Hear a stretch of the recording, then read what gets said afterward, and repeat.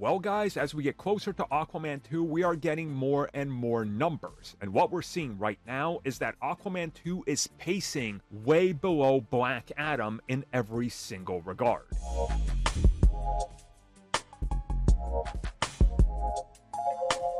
Is this good news or bad news? Well, it depends on how you look at it. It's going to be spun both ways, but I'm just here to talk about the facts and the numbers. And you know what they say. The numbers don't lie, and they spell disaster for you. On a sidebar, how come nobody ever remembers that Raka Khan was in that promo? Huh.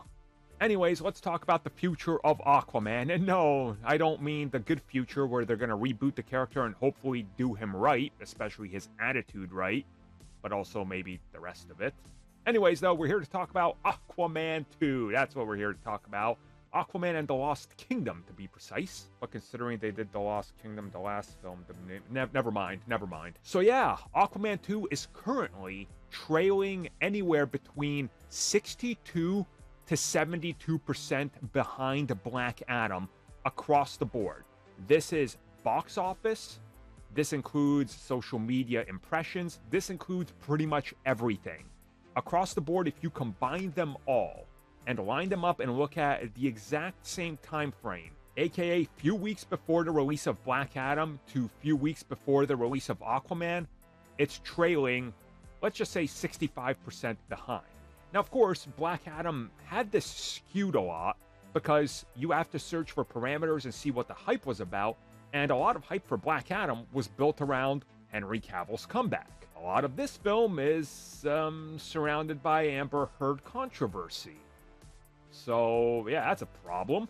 But honestly, I think there's a lot more problems here that we're just not going to talk about today because, again, we're going to talk about them as it gets closer to the actual final numbers and what we're seeing and what's going on. But I think this is very telling about where not just DC or Marvel or even comic book fatigue, and I use fatigue in quotation mark stands, this is a bigger sign of a bigger problem for everything, including all of Hollywood.